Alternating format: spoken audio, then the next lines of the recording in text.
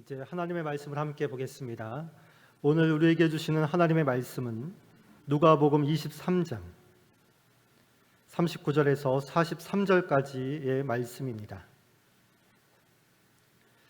신약성경 누가복음 23장 39절에서 43절까지의 말씀입니다. 하나님의 말씀을 한 목소리로 읽겠습니다. 달린 행악자 중 하나는 비방하여 이르되 내가 그리스도가 아니냐 너와 우리를 구원하라 하되 하나는 그 사람을 꾸짖어 이르되 내가 동일한 정죄를 받고서도 하나님을 두려워하지 아니하느냐 우리는 우리가 행한 일에 상당한 보응을 받는 것이니 이에 당연하거니와 이 사람이 행한 것은 옳지 않은 것이 없느니라 하고 이르되 예수여 당신의 나라에 임하실 때에 나를 기억하소서 하니 예수께서 이르시되 내가 진실로 내게 이르노니 오늘 내가 나와 함께 낙원에 있으리라 하시니라. 아멘.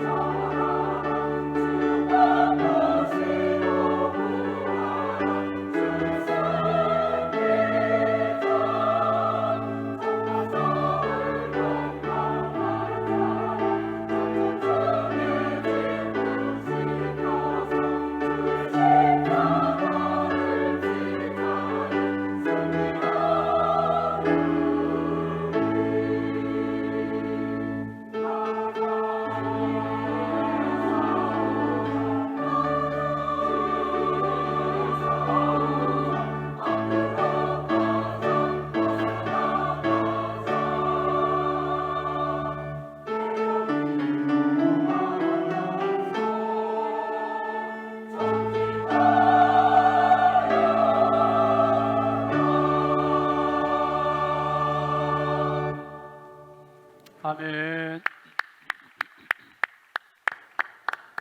이제 말씀을 듣습니다. 담임 목사님 나오셔서 두 개의 십자가라는 제목으로 말씀을 전하실 때에 큰 은혜 받으시기 바랍니다. 할렐루야. 한 주간 잘 보내셨죠? 광고를 조금 덧붙이겠습니다. 내일부터 수요일까지 우리 교단 국내 선교위원회 주관으로 해마다 있는 성결교회 부흥 키워드 행사가 있습니다. 그래서 저희가 이제 부여에 있을 때부터 교단적으로 이기는 행사가 돼서 목사님들, 사모님들을 전국에서 초청해서 한 800명 이상, 900명 많을 때까지는 그렇게 초청해서 2박 3일 동안 먹여드리고 재워드리고 하면서 뜨겁게 집회를 하는 그 전통을 우리가 이어오고 있습니다. 그래서 이번에는 조금 특성화해서 3040 목사님들을 초청을 하기로 했어요. 전문 강사들도 초청해서 세우고 해서 젊은 목사님들이 살아야 우리 교단 교회가 살겠다 해서 3040 목사님들, 단독 목회나 부목사님들까지 이렇게 초청을 했는데, 우리 교회에서 이제 또 교회 새벽 기도도 있고 해서 신영만 목사님만 가고, 저도 이제 또 한 강의를 맡아서 또 설교를 하게 됩니다. 여러분 특별히 너무 중요한 행사입니다. 위해서 기도해 주시기를 부탁을 드리고요. 그리고 우리가 이제 너무 바쁘다 보니까 기도줄도 놓치고 말씀줄도 놓치고 이렇게 살 때가 많잖아요. 여러분, 기도의 시간에 금요일 날 일주일에 한 번씩 와서 우리 함께 기도합시다. 예? 같이 기도해야 살아요. 그래서 이번 주부터는 제가 셀별로 기도하는 시간을 드릴 테니까 셀장들은 셀원들을 좀 같이 모이게 해서 같이 뜨겁게 좀 기도하고, 우리 영이 기도를 통해서 살아야 되잖아요. 그래서 금요일 공연 불기동 기도회는 셀 리더들이 셀원들 연락하셔서 한번 불금을 좀 같이 만들었으면 좋겠습니다. 많이 나오셔서 함께 기도하시길 바라고, 그 다음에 태국 산조어린이 한국 방문 후원 광고였는데요. 제가 지난 11월에 가서 아이들 섬기고 왔잖아요. 영상으로 다시 한번 좀 회상해 보시죠.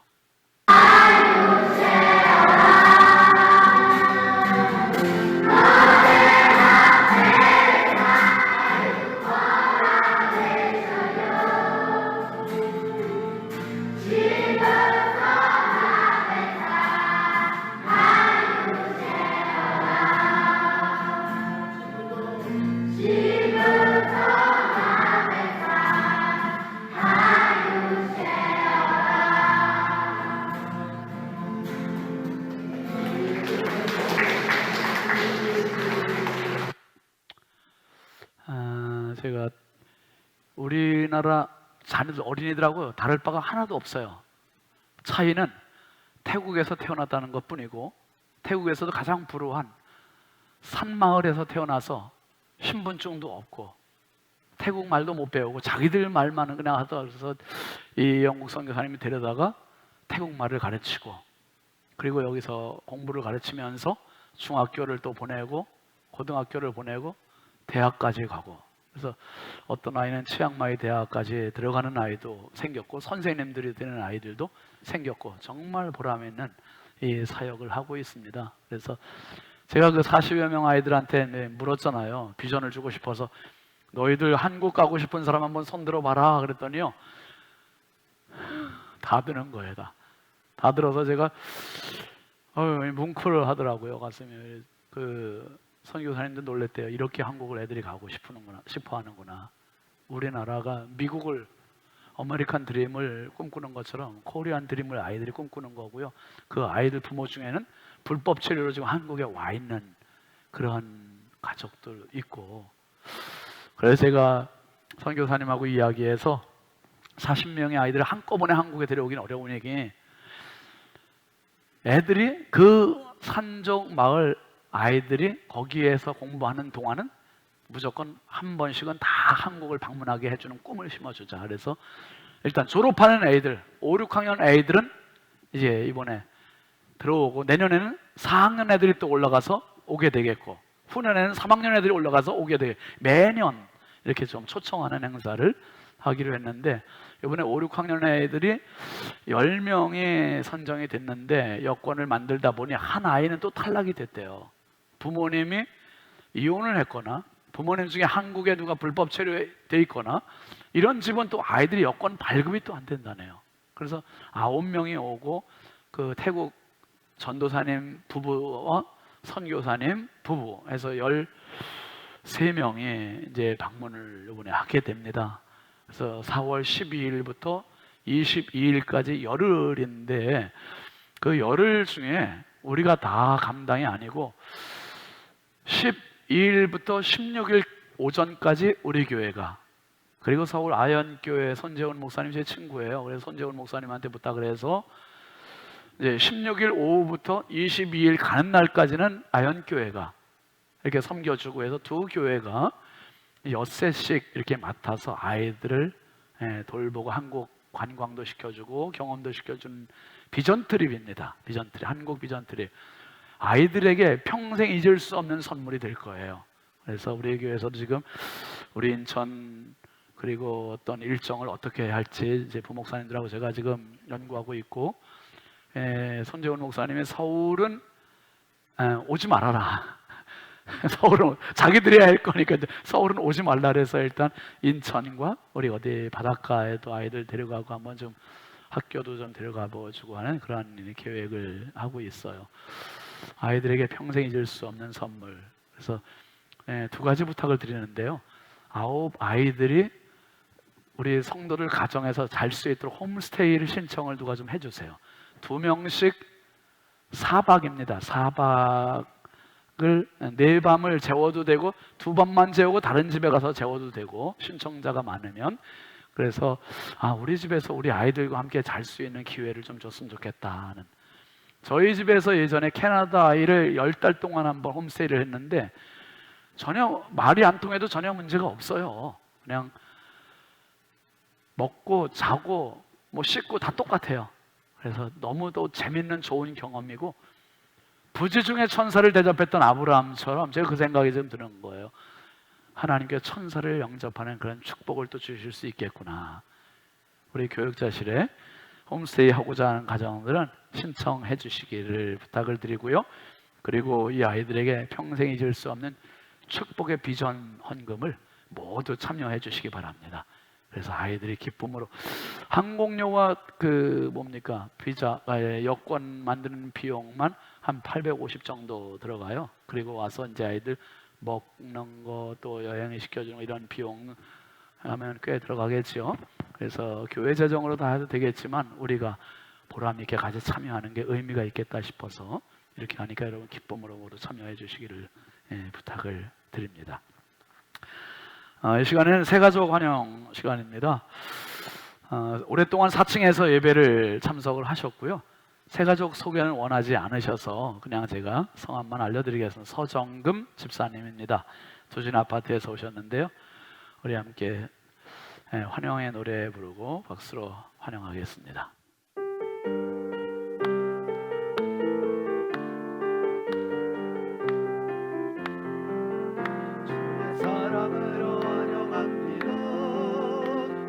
사랑으로 환영합니다. 영계 안에서 주의 영광을 보는 주의 사랑으로 환영합니다.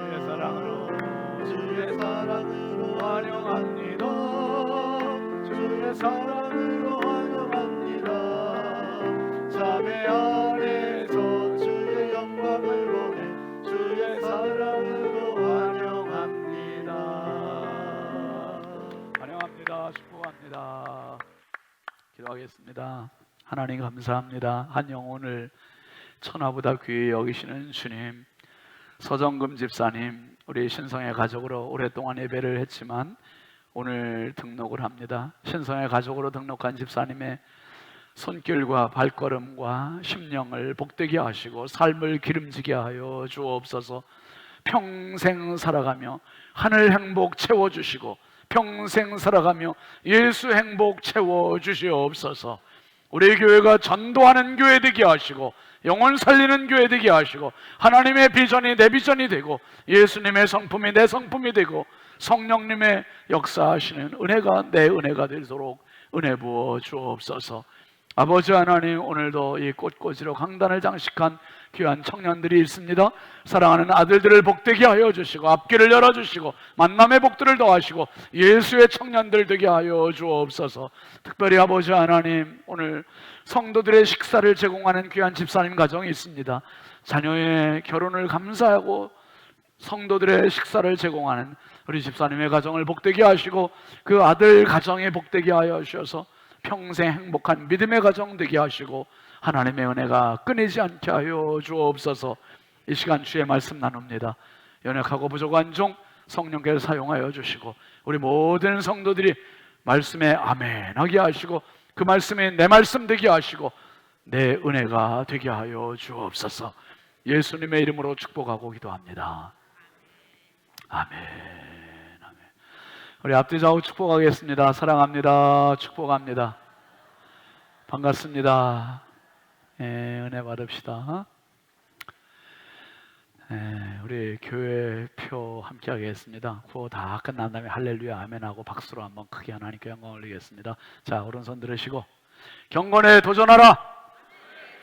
성경에 도전, 기도에 도전, 전도에 도전.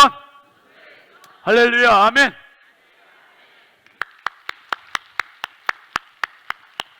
승리하십시오. 표로만 끝내지 말고 꼭 실천을 하는 겁니다. 그래, 성경에 도전하자, 기도에 도전하자. 그러면 기도의 자리에 나와야 도전이 되는 거예요. 그 다음에 전도에 도전하자. 꼭 이번에 배신자 선도하시기 바랍니다. 오늘 말씀 제목 같이 하시죠. 두 개의 십자가. 여러분, 어떤 잘 모르겠는 일들을 가리켜서 베일에 가려있다, 베일에 쌓여있다, 그런 표현을 쓰잖아요. 베일이라는 말은 여성들의 얼굴을 가리는 천, 그것을 베일이라고 합니다. 많은 예술가들이, 특별히 조각가들이요, 그 베일을 응용해서 작품성을 나타내는 사람들이 있어요. 이탈리아의 주세페 산 마르티노라고 하는 작가가 1753년에 베일을 쓴 그리스도라고 하는 작품을 남겼습니다. 이 작품을 보시면은 위에서 찍은 사진인데요,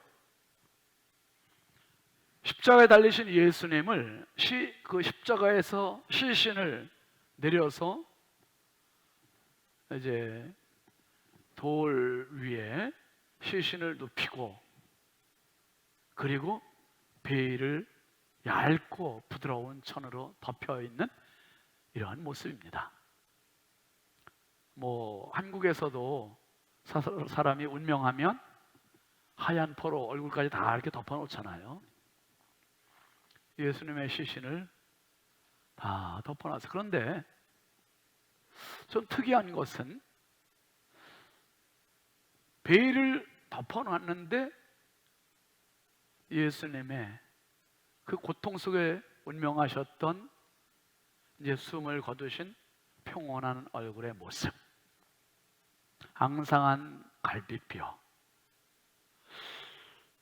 옆구리에 찔린 창자국, 손에 못자국들이 베일로 가려놨는데 아주 선명하게 이렇게 보입니다. 여러분, 베일은 못 보도록 가려놓는 거예요. 그런데 이 산 마르티노의 작품에 들여진 그림은 오히려 예수님의 얼굴, 몸체, 그리고 상처, 이런 것들을 더 선명하게 보여주는 역할이 되고 있습니다. 그래서 다음 확대한 사진 한번 잠깐 보시죠. 그렇지 않습니까? 그러면 이 산 마르티노라고 하는 작가가 이 작품을 만든 의도가 뭘까? 도대체 베일을 가렸으면 예수님의 형체가 완전히 안 보여야 되는데 오히려 더 잘 보이도록 유도한 의미가 뭘까?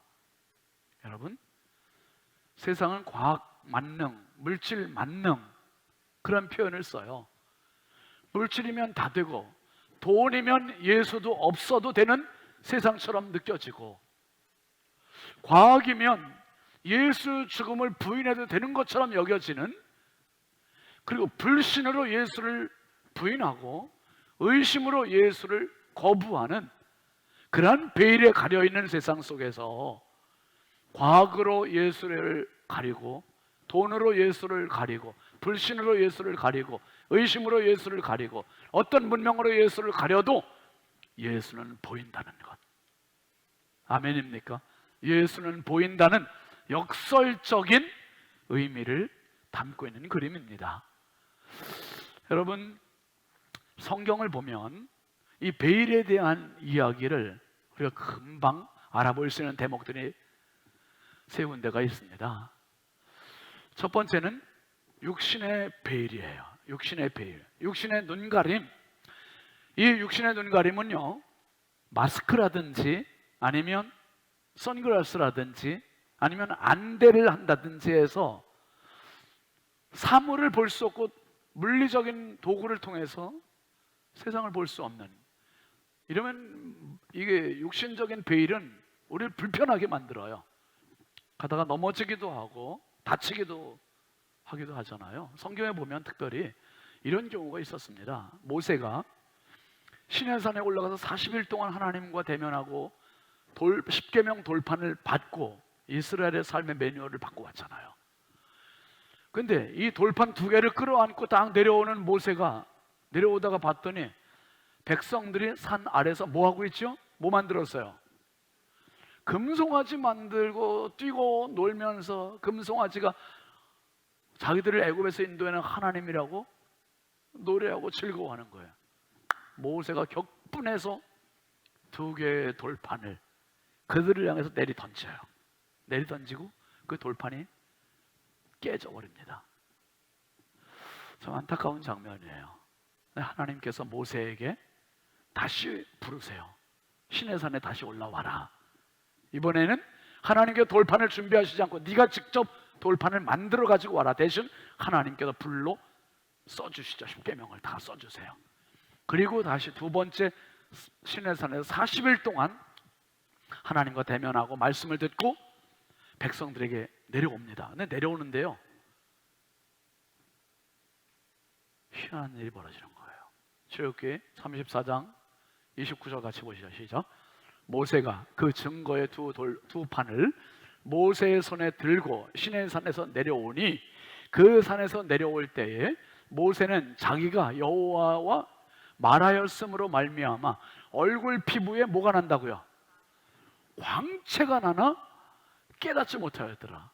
여러분, 사람이 전면에서 자기 모습을 볼 수 없는 곳이 한 곳 있어요. 어디죠?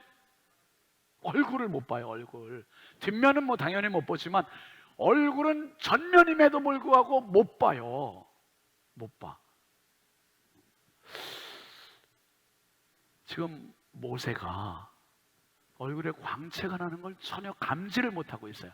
40일 동안 하나님을 대면하고서 이 얼굴에 하나님의 빛이 그대로 그에게 흡수가 돼버린 거죠.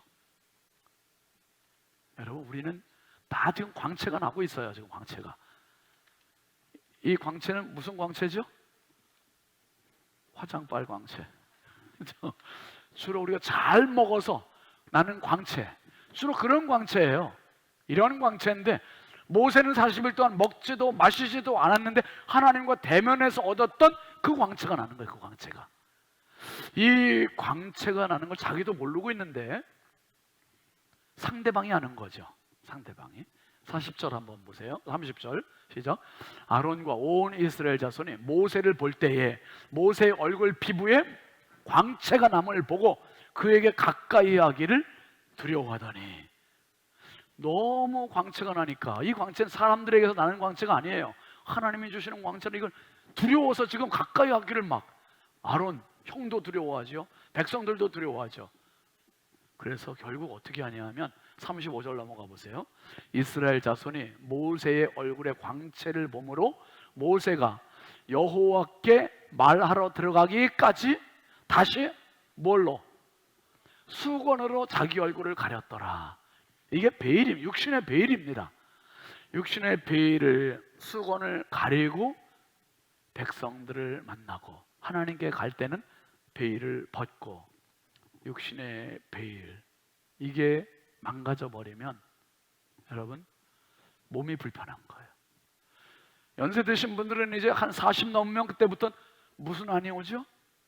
노안이 오기 시작해요. 노안이 오면 이제 뭐 안경도 새로 맞춰야 되고, 제 아내가 이제 5년 전에, 제가 이 안경을 5년 전에 우리 교회에 와서 이제 맞춘 건데, 그때 제 아내도 인생 처음으로 안경을 맞췄어요. 이게 안 들어간대. 이게 실을 바늘에 끼우려도 안 들어가. 나한테 그냥 막 저 끼워달래요 맨날. 그래서 저는 이제 그 근이시고 저 사람은 이제 원시고, 그런데 보니까 딱 들어가고. 근데 이제 성경책 글씨도 안 보인대요. 잘 이 가물가물하고. 더 연세 드신 분들한테는 죄송해요. 그런데 이게 다 우리가 겪는 거 아니에요? 그냥 안경을 딱 맞추더니요, 신세계래. 신세계. 이렇게 잘 보일 수가 없다고. 지금도 뭐 성경 볼 때 뭐 바늘 끼고 일 때는 이제 안경을 이렇게 써요. 그런데요, 우리 원로 사모님은 백내장 수술을 하셨어요. 이제 안경이 필요 없어. 안경이 집안 바닥에, 집 거실 뭐 이런 데가 이렇게 지저분한 줄 처음 알으셨대. 그 전에 그냥 그려줬는데 머리카락 하나도 다 보이시고. 이야, 이게 육신의 베일이 벗겨지니까 이제는 더 깨끗이 살 수 있는 거다. 더 깨끗이. 근데 여러분, 육신의 베일보다 더 중요한 게 있는데요, 그게 바로 정신의 베일입니다. 정신의 베일. 정신의 눈가림. 이것은 육신의 눈은 뜨고 있어요. 분명히 눈은 뜨고 있는데 뭐가 문제냐면, 다 봐요. 다 보는데 뭐가 문제냐면 판단이 안 되는 거예요. 판단이.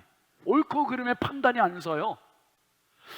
성경에 이런 이야기가 나와요. 다윗이 왕이었을 때 아들 압살롬이 반란을 일으켰어요. 반란을 일으켜서 쿠데타를 일으키고 아버지를 축출하잖아요. 다윗 왕이 얼마나 다급하게 왕궁을 도망을 나갔는지 신발도 못 신고 나갔대. 막 맨발로 아들을 피해서 도망간 다윗 임금, 왕의 체면이 말이 아니게 땅에 떨어지고 구겨졌죠. 그런데 이 수치스러운 도망길, 이 힘든 도망길, 바울임이라는 곳에 시므이라는 자가 다윗 왕을 만납니다. 사무엘하 16장 5절 한번 같이 보세요.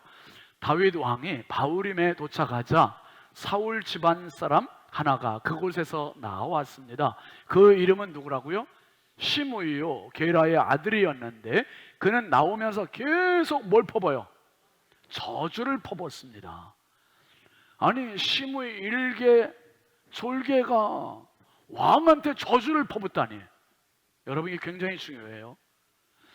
저주를, 우리가 진짜 나를 힘들게 하는 사람 저주를 퍼부을 때 있잖아요. 그런데 저주 퍼붓지 마세요.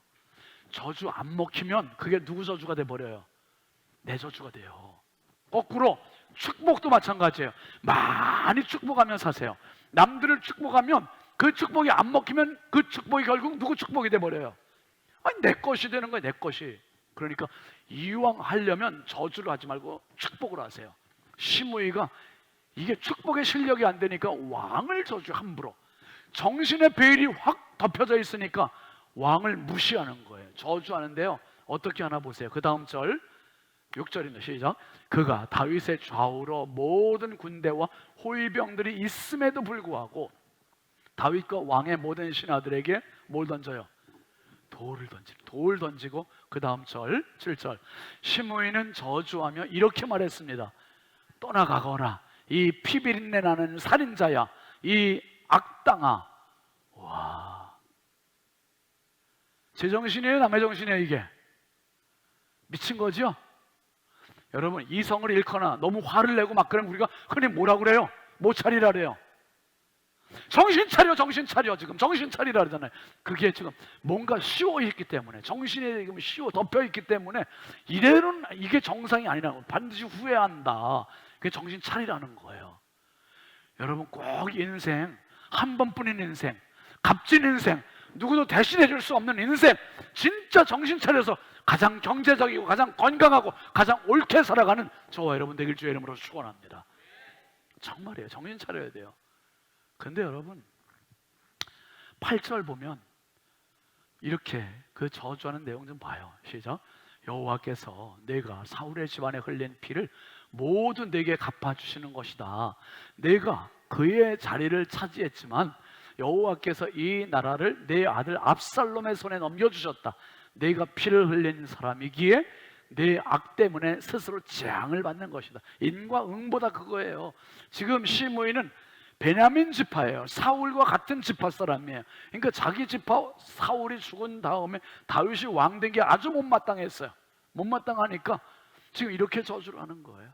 네가 피 흘린 피비린내나는 악당 아니냐 말이야. 네가 피를 흘렸기 때문에 지금 네 아들한테 이렇게 되면 보복을 당하는 거다. 재앙을 받는 거다. 이렇게 막 저주, 온갖 저주를 퍼부어요. 그때 다윗의 신하 아비새가 왕께 말을 하는 겁니다. 그 다음 절 9절 보세요. 시작. 그러자 스루야의 아들 아비새가 왕께 말했습니다. 어떻게 이 죽은 개와 같은 녀석이 내 주 왕을 저주하는 것입니까? 제가 가서 그 목을 단칼에 목을 비겠다는 거예요. 아비새가 이렇게 얘기를 해요. 여러분, 그랬더니 다윗이 뭐라고 반응을 합니까? 11절 보시죠. 그러고 나서 다윗이 아비새와 자기 모든 신하들에게 말했습니다. 내 몸에서 난 내 아들도 내 목숨을 빼앗으려 하는데 이 베냐민 사람이야 오죽하겠느냐. 여호와께서 그에게 그렇게 하라고 명령하셨으니 저주하기 어떻게 하라고요? 내버려두라. 그냥 내버려두래요. 당신을 힘들게 하는 사람이 있으면 똑같이 맞대응하지 마시고 내버려두세요. 내버려두세요. 하나님께서 갚아주세요. 하나님 갚아주세요. 내가 갚는 것보다 하나님 갚아주시는 게 더 무서워요. 더 무서워. 하나님께 참 다윗이 이래서 큰 사람이고 이래서 성군이고 이래서 정말 존경을 받는 거예요. 내버려둬. 그냥 내버려둬라. 내 자식도 이런데 베냐민 지파 오죽하겠느냐 말이에요. 그런데요 상황이 어떻게 됐죠? 진짜 완전히 반전이 되어버려요. 반전. 다윗은 도망가서 숨어서 피난 생활을 하고 있고 압살롬이 왕노릇을 하려고 있던 차에 압살롬이 요압에 의해서 죽잖아요. 죽어요. 그리고 다윗이 다시 왕궁으로 복귀를 하게 됩니다. 복귀를 하게 되자 가장 두려웠던 자가 누구였겠어요? 시므이가 두려웠겠죠. 시므이가 또 마중 나와요. 다윗 왕을 또 마중 나갑니다. 18절 한번 보세요. 시작. 왕의 가족들을 건너게 하려고 나룻배를 타고 왔습니다. 왕의 환심을 사려는 것이었습니다. 왕이 요단강을 건널 때 게라의 아들 시므이가 왕 앞에 뭐 했다고요?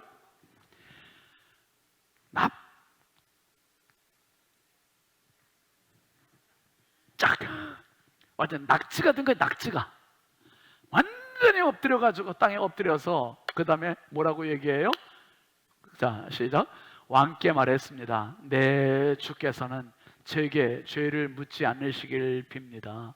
내 주 왕께서 예루살렘을 떠나시던 날 왕의 종이 저지른 잘못을 부디 모아달라고요. 기억하지도 마음에 담아주지도 마시기를 바랍니다. 여러분 쉬워요 어려워요 이거? 아니 그렇게 저주 욕설 다 받았는데 잊어먹겠어요 그거? 다윗이 언제까지 기억에 남겠어요 이거? 우리가 다윗이라면 언제까지? 진짜 잊을 수 없는 거예요 이거는. 가슴을 후벼 파는 욕설이고 저주고 진짜 시므이가 지금 목이 10개라도 남아날 수 없는 이런 상황이에요. 근데 다윗이 이걸 살려둬요. 살려두고 나중에 죽을 때 나이가 들어서 다윗이 죽을 때 시므이 누구한테 맡깁니까? 솔로몬한테 맡기잖아요. 저 시므이 죄 없다고 생각하지 말아라. 그리고 시므이가 나중에 솔로몬이 왕이 됐을 때 잘못해가지고 한 칼에 처형돼서 끝나잖아요. 여러분 시므이는 솔로몬 때 죽은 게 아니에요. 시므이 때 죽은 게 아니라 실제로 언제 죽은 거예요? 왕을 향해서 욕설과 저주와 그리고 돌판매질을 하고, 그때 이미 시므이의 생명은 끝난 거나 마찬가지예요. 그냥 몸만 살아있지 그는 죽은 거나 마찬가지라 이 말이에요. 여러분, 우리 인생을 그렇게 사는 사람들 얼마나 많은지, 남들을 향해서 얼마나 그렇게 악하게 하면서 그 사람이 오래 살아도 오래 사는 게 아닙니다. 이미 죽은 거나 마찬가지예요. 여러분, 반대로 선하게 사는 사람은 죽은 것 같지만 죽은 게 아니라 우리는 지금도 살고 있는 사람이에요. 할렐루야. 이 사람이 진짜 사는 사람이에요. 육신의 베일, 정신의 베일, 그 다음에 마지막 베일이 있는데요, 한번 더 합시다. 영혼의 베일. 영혼의 베일은 영혼의 눈가림이에요. 오늘 본문에 나오는 강도 이야기입니다. 누가복음 23장에 나오는 행악자 이 사람들을 마태복음 27장에는 이렇게 표현하고 있어요. 같이 보자, 시작. 두 명의 강도도 예수와 함께 십자가에 못 박혔는데 한 사람은 예수의 오른쪽에, 다른 한 사람은 왼쪽에 달렸습니다. 여러분, 십자가에는 어떤 사람이 달리는지를 정확하게 증거로 보여준 사람들이 이 사람들이에요. 십자가는 강도가 달리는 겁니다. 강도가. 살인 강도, 사람을 죽인 자가 매달리는 곳이 십자가입니다. 이걸 여실히 보여준 겁니다. 그런데 이 사람, 두 사람의 차이가, 엄청난 차이를 오늘 보이고 있죠. 첫 번째 사람, 두 번째 사람, 어떤 차이입니까? 둘 다 처음은 육신의 베일은 떠 있는데 정신의 베일이 완전히 덮여져 있어서 자기들이 사람 죽이는 게 나쁜 걸 모르고 지금까지 살아왔단 말이에요. 여러분, 정신의 베일이 덮여 있으면 옳고 그름 분간이 안 된다니까요. 그런데 이 첫 번째 행악자는요, 죽는 순간까지도 이 베일이 벗겨지지 않아요. 이거야말로 진짜 저주예요. 39절 한번 보세요. 시작. 달린 행악자 중 하나는 비방하여 이르되 내가 그리스도가 아니냐, 너와 우리를 구원하라. 시므이가 다윗 왕을 비방하고 욕을 퍼붓고 저주한 것처럼 지금 죽어가는 강도가 예수님을 비방하고 욕하는 거예요. 지금 사람을 죽인 것도 모자라서 예수를 비방하고 욕하고, 이 사람은 정신의 베일이 아직도 벗겨지지 못, 영혼의 베일은 말할 것도 없고 정신의 베일조차 아직도 벗겨지지 못하는 사람이에요. 여러분, 살며 남 탓하는 사람들, 정신의 베일이 아직도 많이 벗겨진 거예요. 내 탓이요. 정치하는 사람들이 다 벗겨지면 좋겠어요. 다. 여당 사람들도 베일이 벗겨지고 야당도 다 벗겨지고. 그러면 베일 벗겨지면 어떻게 될까요?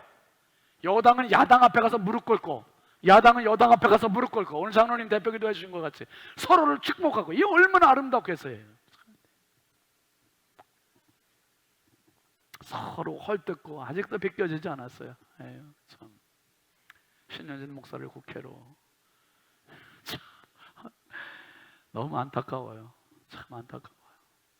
어쨌든 이 첫 번째 행악자는 베일이, 정신의 베일도 벗겨지지 않아요. 그런데요, 우리가 오늘 주목할 사람이 두 번째 사람 아닙니까? 40절 한번 보세요. 시작. 하나는 그 사람을 꾸짖어 이르되 내가 동일한 정죄를 받고서도 하나님을 두려워하지 않느냐, 아니하느냐, 이거예요. 이 사람은 정신의 베일이 벗겨지기 시작한 거예요. 지금 정신의 베일이 벗겨지면서 같이 매달린 예수님을 욕하고 비방하는 이 강도를 지금 꾸짖고 있어요. 책망하고 있어요. 내가 동일한 정죄를 받고서도 하나님 두려워하지 않느냐 말이야. 지금 양심의 가책을 느끼고 있는 거죠. 지금. 그러면서 그 다음 절도 한번 보세요. 우리는, 다음 절, 우리는 우리가 행한 일에 상당한 보응을 받는 것이니 이에 어떻다고요? 부당하지 않다는 거예요. 당연하다는 거예요. 당연. 내가 벌 받는 건 당연, 내가 죽는 건 당연하다. 이걸 아는 게 정신의 베일이 벗겨지는 거예요. 양심의 가책을 받은 거예요. 그런데요, 이제 이 사람의 시선이 예수님께 옮겨져요. 예수님께 옮겨지면서 이 사람이 행한 것은 옳지 않은 것이 없느니라, 없느니라. 그러면서 예수님께 마지막 부탁을 합니다. 마지막 부탁. 42절 같이 보세요. 시작. 이르되 예수여 당신의 나라에 임하실 때에 나를 기억하소서. 한번 더 합시다. 예수여, 예수여. 예수요. 여러분, 우리 인생을 살릴 유일한 이름은 예수예요. 예수 외에 영생을 줄 이름은 없어요. 예수요. 예수요. 당신의 나라 임하실 때 나를 기억하소서. NIV에는 이렇게 되어 있어요. Jesus, remember me. 예수요. 나를 기억해 주십시오. When you come into your kingdom. 당신의 왕국에 예수님을 왕으로 본 거예요. 왕으로. 예수님 당신의 왕국에 임하실 때 나를 데려가 주십시오. 나를 기억해 주십시오. 이거는 내 대신 이 꽃꽂이 좀 해주시죠 이런 부탁하는 정도가 아니에요. 이거는 당신이 아니면 안 돼 절대적인 부탁이고 마지막 부탁이고 절박한 부탁이고 이 사람의 애간장이 끓는 부탁이고 이 부탁 꼭 들어주세요. 십자가에 매달린 이 강도의 절규의 절규. 그때 예수님께서 그 강도를 향해서 말씀하세요. 43절 시작. 예수께서 이르시되 내가 진실로 내게 이르노니 오늘 내가 나와 함께 낙원에 있으리라 하시니라. NIV에 한번 같이 보시죠. Jesus answered him. 예수님께 그에게 대답하셨대요. I tell you the truth. 내가 진실로 너에게 말한다. Today you will be with me in paradise. 네가 오늘 나와 함께 파라다이스에 있을 거야. 낙원에 있을 거야. 여러분, 2000년 전 골고다 언덕에는 한편 강도 또 한편 강도 그리고 예수님까지 세 개의 십자가가 섰어요. 세 개의 십자가가 섰는데 하나님께서 세시는 주목하시는 십자가는 세 개가 아니라 두 개예요. 구원을 베푸시는 십자가와 구원을 받는 십자가 외에는 없어요. 첫 번째 강도의 십자가는 자기 죄값으로 죽는 십자가예요. 이 세상 모든 사람은 다 자기 죄값으로 죽어요. 그래서 죄의 삭은 사망이라고 했어요. 이 세상에서 죽음을 말하는 게 아닙니다. 영원한 죽음, 영원한 멸망, 영원한 심판을 말하는 거예요. 두 번째 사망을 받게 되는 거예요. 그런데 두 번째 강도는 예수님께 자기의 생명을 부탁했고 그리고 주님의 그를 기억하셨고 나와 함께 낙원에 있으리라. 결국은 두 개의 십자가가 만나서 주님의 십자가 안으로 들어간 하나의 십자가가 된 겁니다. 바울 사도는 고백해요. 내가 그리스도와 함께 십자가에 못 박혔나니 이게 내가 산 것이 아니 오직 그리스도께서 내 안에 사신 것이라. 여러분, 내 십자가, 내 죄값으로 죽는 것은 그것은 당연해요. 당연해. 그런데 그렇게 죽는 내가 예수 십자가 때문에 살 길이 열린다면 이 십자가는 참 가치의 십자가로 살 수 있고 설 수 있고 그래서 골고다 언덕의 두 개의 십자가는 하나님이 바라보시고 기억하시는 십자가입니다. 주세페 산 마르티노의 베일을 쓴 그리스도 이 조각상을 한번 다 들여다보시기 바랍니다. 베일을 썼는데 오히려 더 선명해요. 더 선명해요. 여러분, 자본주의 사회에서 문명이 발달하면 발달할수록 예수의 이름은 더 선명해져야 돼요. 아멘이죠?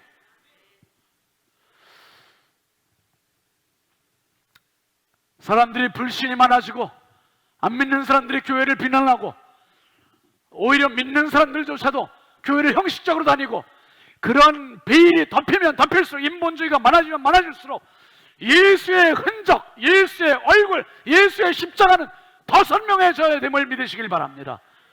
내가 믿는 믿음, 내가 믿는 예수, 내가 믿는 십자가 이게 흔들려서는 안 되고 이 잔상이 그냥 남는 정도가 돼서는 안 되고 이 십자가가 선명해지고 이 십자가가 확실하고 이 십자가를 바르게 붙잡아서 정말 내 생명 다하는 날까지 내 십자가, 예수님의 십자가 같이 가고 내 십자가가 예수님의 십자가 안에 하나가 되어 정말 주님께서 나를 내가 오늘 나와 함께 낙원에 있으리라 그 주인공으로 하나님 앞에 설 수 있는 저와 여러분이 다 되길 주의 이름으로 축원합니다. 축원합니다. 우리 함께 찬양합니다. 갈보리 십자가에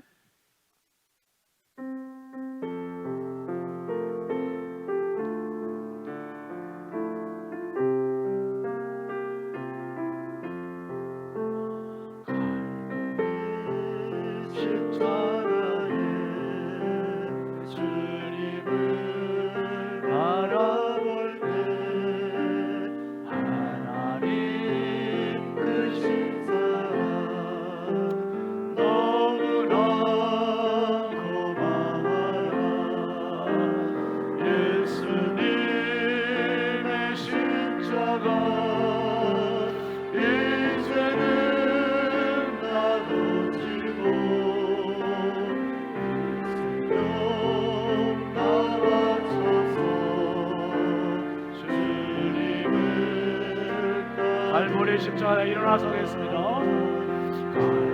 갈보리 십자가에 주님을 바라볼 때 하나님 크신 사랑 너무나 고마워라. 손 들고 합니다. 예수님의 십자가 이제는 나도 지고 생명 떠안쳐서 주님을 예수님의 십자가 예수님의 십자가 이제는 나도 지고 생명 담아줘서 주님을 예수님의 십자가 예수님의 십자가 이제는 나도 지고 이 생명 담아줘서 주님을 따르리라. 주님을 따르리라. 주님을 따르리라. 하나님 아버지, 억만 죄악 가운데 십자가, 내 십자가 지는 것이 극히 당연하거니와 예수님의 행하신 일은 옳지 않음이 없다고 말했던 두 번째 강도처럼 아버지, 예수님의 십자가를 바르게 볼 수 있는 영적인 베일이 벗겨지게 하여 주옵소서. 그 십자가 의지하게 하시고 세상은 예수님의 얼굴을 덮으려고 하고 있습니다. 돈으로 덮으려고 하고 있고 인본주의로 덮으려고 하고 있고 문명으로 덮으려고 하고 있고 하나님 불신으로 덮으려고 하고 있고 예수님의 못자국을 덮는다고 그 베일이 오히려 예수님의 못자국을 더 선명하게 보여주고 있고 예수님의 얼굴을 더 선명하게 보여주고 있습니다. 주여, 바로 우리에게 그렇게 경험되게 하여 주옵소서. 더 선명한 예수님, 더 선명한 못자국, 더 선명한 믿음 되게 하여 주시옵소서. 내 십자가가 예수님 십자가 안에 묻혀지게 하시고 하나가 되게 하시고 주님이 받으시는 참 십자가의 사람 되게 하옵소서. 이제는 나 위하여 십자가의 고난 받으신 주 예수 그리스도의 은혜와 하나님 아버지의 만극하시는 사랑과 성령님의 감화 감동 내주교통 역사하시는 은혜가 이제 베일을 벗고 영혼의 베일을 벗어 예수 십자가, 예수 흔적 만지고 하나가 되기를 다짐하는 사랑하는 모든 신성의 가족들 머리머리 위에, 이 나라 이 민족 위에 이제부터 영원토록 함께 하시기를 간절히 축원하옵나이다. 아멘.